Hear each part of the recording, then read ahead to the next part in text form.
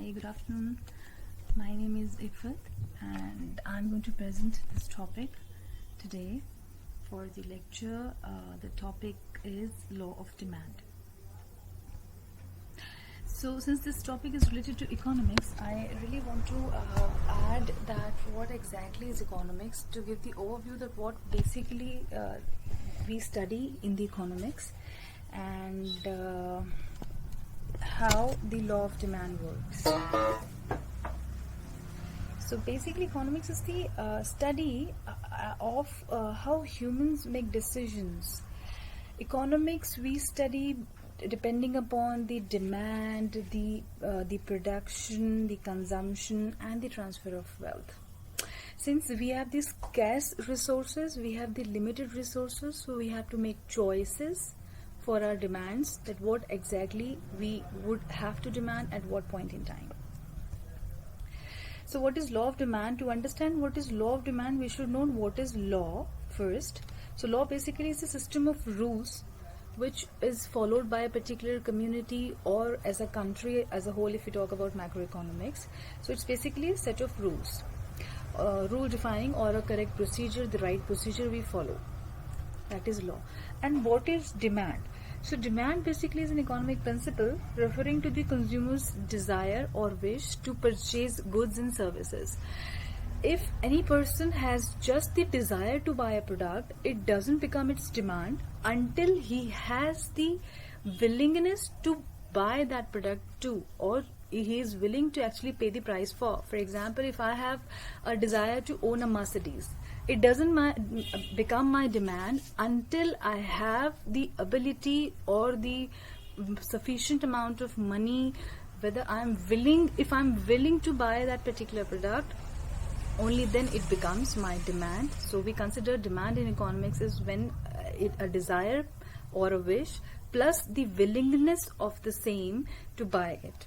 It becomes the demand in economics we consider it. So basically it becomes the economic principle which is referring to consumer's desire to purchase any particular good or any service also, and he or she is able to pay the price for the same. So now what is law of demand in economics? We consider law of demand as like we will have to assume this is the basic assumption that all the other factors are being constant. The law of demand will only be applicable that whenever the price will increase, price of any product will increase, the demand of the same product will fall. And what are those other factors? If I see other factors which I'm talking about, those should be constant. It should be that the taste of the person or the consumer should not be changed. Let me just take you to the slide of the assumptions. We assume these assumptions that there would be no change in the price of the related products, related commodities. So related commodities can be the substitute products also. For example, if we are going to consume, or if you're talking about the demand and the consumption of rice, so the price of the other substitute products are not going to change. That is what we are assuming. Only then that law of demand will be applicable. There would be no change in the income of the consumer also. In any case, if the consumer's income increases, his priority would increase, and then that particular law of demand will not be applicable. Size of population is that the consumption, the people or the consumers number should not be changed. It should be remaining same, for which we are actually applying that law of demand. There would be no change in the taste and the preferences, custom, habit or the fashion of the consumer also. It should be that whatever basic taste of the consumer is, it would not be changing. The preferences should not be changing. The fashion, the product which we're talking about should not be out of fashion. Otherwise, that law of demand will fail and it will not apply. And there should be no change in the future expectations of the price also. When I say future expectations of the price, it means that we can take the live example of our current scenario of the lockdown also. It has not been applied during that lockdown period or before that lockdown period, that we people, even at the higher prices, consumed or bought more products just because we had a fear that there can be a shortage of something. So there are certain exceptions also wherein that law of demand fails and law of demand does not apply. So while application of the law of demand, we have to assume that these things will not change. The assumptions, these 5 assumptions will be applicable. Only then the law of demand will work as it is, which means that if the price will increase, the demand will decrease. And if the price will decrease, the demand will automatically increase.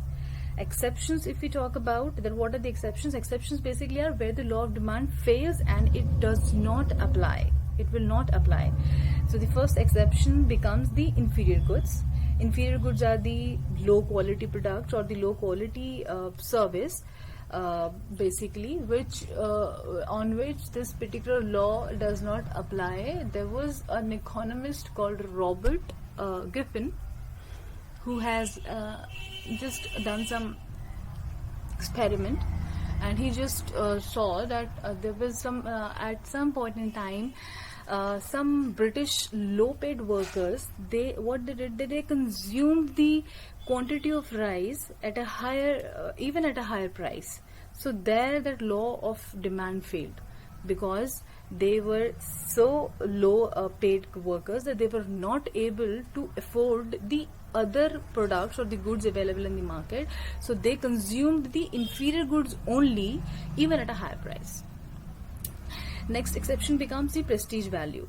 There are certain products in the market which are only bought for the prestige, to maintain some brand value or to show off. So these particular products are being bought by the market, the consumer section, which belong to elite class. For example, if I have to buy an iPhone, if I have to have a Mercedes, or if I have to buy a diamond necklace or something, I would definitely be buying it, or those people would buy it when the price is at its peak, just to show off maybe. So there, on those prestigious products, this particular law of demand fails and it does not apply. So that also becomes one of the exceptions to it.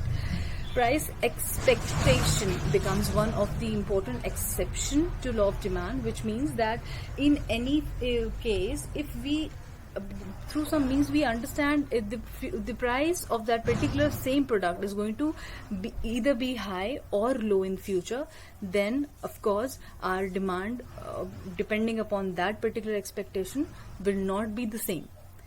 It will not be, the demand will not be low at a higher price or vice versa. Fear of shortage, as I've given the example of this fear of shortage of the products during the lockdown also, I have given the example already earlier, that becomes the exception where the law of demand did not increase, we did not apply. We ourselves have actually just seen that when PM Modi just declared that one-day curfew, we all were in fear of shortage of our basic necessity products. So we procured it for a big or I would say a longer period of time. We just thought, we were not very sure until when we would be the market would be normal, or until when we would be able to have the products in time or something like that. So that fear of shortage made us buy more even at a higher price at that particular point in time for that shorter period of time where that law of demand did not apply. Change in income, change in fashion of the consumer will also this will also hamper or will not let the consumer to have that law of demand applicable in their routine lives, which means that if a person's income changes, obviously his demand will be depending proportionately to that.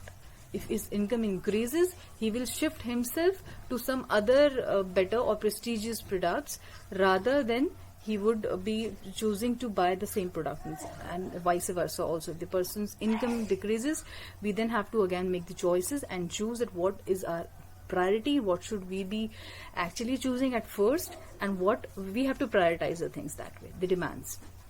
Change in fashion again becomes one of the exception. If the product is already outdated, then we will obviously not be applying that law of demand over there. So the basic necessities of life. Basic necessities of life becomes that this is one of the exception. Why? Because basic necessities are for example, if I would say that the meals, 2 meals a day, if I my basic necessity is to have 2 meals a day, even if the price for those, or the cost, or the cost of procurement, the price of that particular basic necessity will rise, I will not stop consuming at least 2 meals a day, right?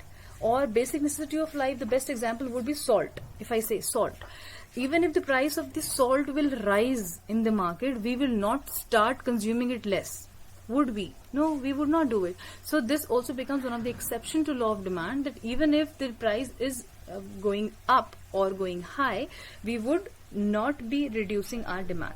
So these are the assumptions and the exceptions I have covered, and what exactly is law of demand I have covered with you guys, and I hope that this makes sense to every one of you, that what exactly the law of demand is. So any question and queries are all welcome from all of you, and thank you so much for your time and everything. Thank you.